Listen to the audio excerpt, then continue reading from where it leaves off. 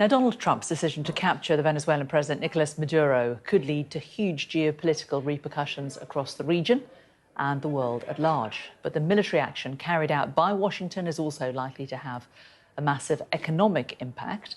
Let's get the thoughts of Justin Floyd. He's the director of Red Cloud Technology, a Nasdaq-listed tech company which does business in South America. Good to get your thoughts today, Justin. What kind of future do you now see for Venezuela? Well, when you look at what's happened in Venezuela over the last few days, I mean, this has been coming for the last decade, and the shortages that have existed there have been around for a very long time. The invisible infrastructure. So this is the infrastructure that ties together trading inside Venezuela. So think about everywhere you get your daily bread from, food, essential consumer supplies, medicines. That invisible infrastructure is now completely broken. And it needs rebuilding, and it needs rebuilding very quickly. I mean, in terms of that deterioration, I mean, is that just because of bad governance over the last few years? And realistically, how quickly could it be rebuilt?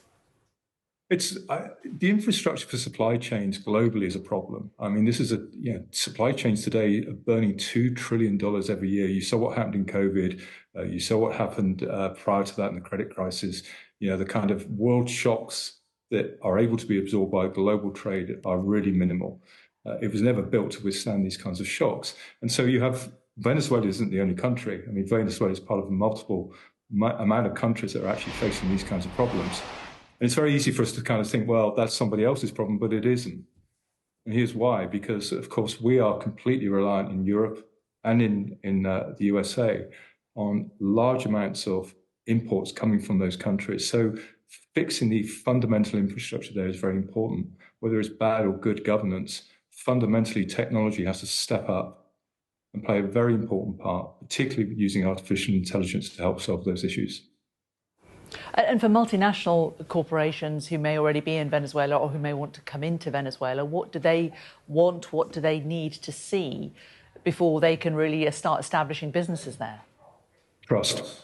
They want to know that when they bring their manufacturing back to Venezuela, that there is an infrastructure there, a digital infrastructure there, that's intelligently powered, that can help them make the right production decisions, which are critical, of course, to the future, not only of Venezuela's economy, but also for the global economy generally. In Venezuela, when you look at the amount of cocoa that it produces, you know, it's very easy to talk about the oil. When you talk about the amount of cocoa it produces, the natural goods that it produces on an annual basis, you know, it's critical that actually that kind of infrastructure is put in place very quickly indeed. One of the advantages, of course, for technology now is that kind of capability and that capacity can be developed very quickly. And you talk about trust and that being an important thing to re-establish for Venezuela, but at the same time, we're looking at other countries in South America who are perhaps looking fearfully at what's happened and fearing that they could be next.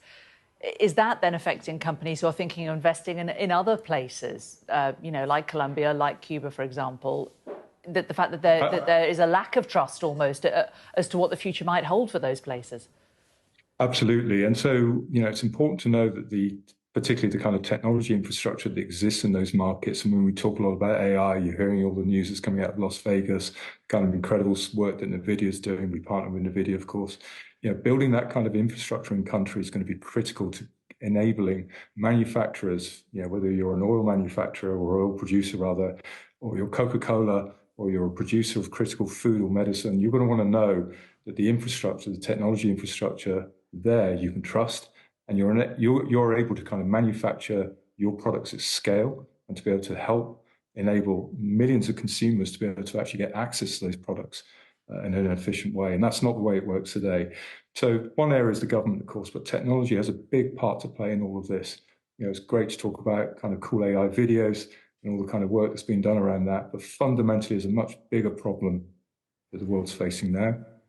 The supply chain crisis is enormous. Venezuela, I think, really encapsulates that in its current micro story. But we need to pay real attention to those kinds of issues and start building out the kind of infrastructure capability so that global brands can approach countries like that with confidence with their products. When we look at Donald Trump, you know, he is a disruptor, isn't he? He is a maverick, and nobody can quite work out what he's going to do next. Is he good for global business or bad? I'm not a politician. I wouldn't be prepared for me to give any answer on that. But what I can tell you is this: global business needs strong leadership. And I think he exemplifies very strong leadership. He's not frightened to take tough decisions. He's not frightened to execute on those decisions. And frankly, I think the globe needs more personalities like that. We're seeing more personalities like that coming to the fore. People who are really prepared to take the hard decisions, execute on those decisions, and make things happen. And, you know, what's been going on in Venezuela for the last decade is deplorable. I mean, the fact that people, I think over 7 million people left the country over the last decade. I mean, that's an exodus of horrific proportions in a country that has got so much natural resources available to it. He's prepared to stand up and make those hard calls and really, I think, lead the rest of the world into actually rebuilding infrastructure that's so badly needed around the rest of the world to make us a much more efficient trading global marketplace.